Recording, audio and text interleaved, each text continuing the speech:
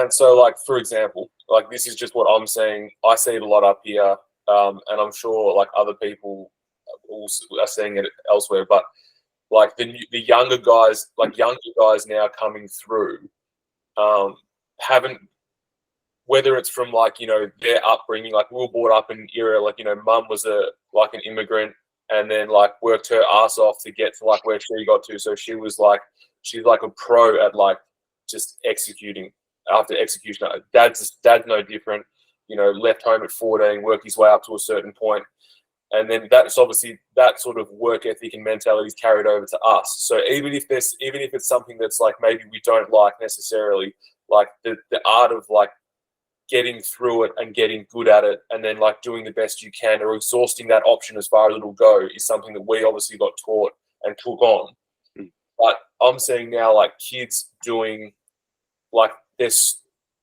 Well, people are need workers, and these young people are now entering the workforce. But it's like the second there's any sort of resistance or discomfort or like pressure to perform, they just fucking change jobs. So, like, are you saying that in your game? And like, how do you avoid for that? Is this where you're talking about like you sort of get to know them and pick up their character, or how do you allow for that? Yeah, they won't.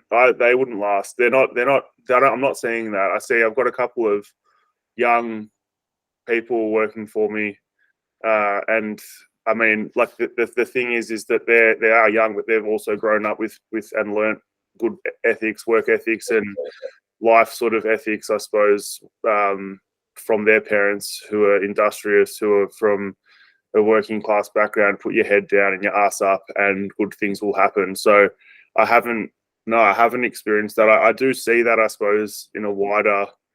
I hear it and I see it in other industries more so than in mine, like under my roof. But I'm not hiring a whole bunch. I've got a lot of mature age apprentices as well, and potentially that's also an indication that there's not as many young kids coming through the ranks. I mean, COVID definitely stuffed up the pattern, I suppose, of new apprentices into the system. Like there was a whole year there, and we'll probably see the effects of that next year in terms of like a lull of qualified trades coming through the system. But there was a year there where kids couldn't go to trade school. That means there's a full year where there's going to be a lack of qualified. No new tradespeople. Yeah, which is 2024. So in 2020, they cut it off. So 2024 next year, where we would usually have X amount of new sort of trades into the system, we'll find that we won't have as many, let's say, potentially. But no, I'm pretty hopeful. But yeah, that's just, if there is someone that's like that, you can put in the effort and try and support them to sort of snap them out of it. I think work and routine is probably the best recipe to embed that sort of structure into someone.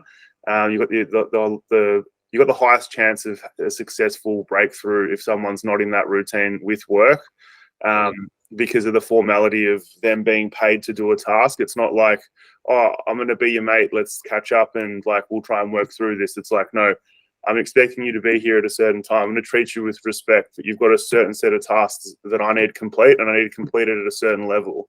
And when you do those tasks and you do them well, I'm going to recognize that. But equally, when you don't do them well and you do them not as you've been asked to, you're going to be held accountable for that. And it's a fair system. So I think if those type of people, they don't intentionally want to do, let's say, the wrong thing, but I think work will flush them out and give them the best chance at sort of getting ahead of that mindset, I suppose. Yeah.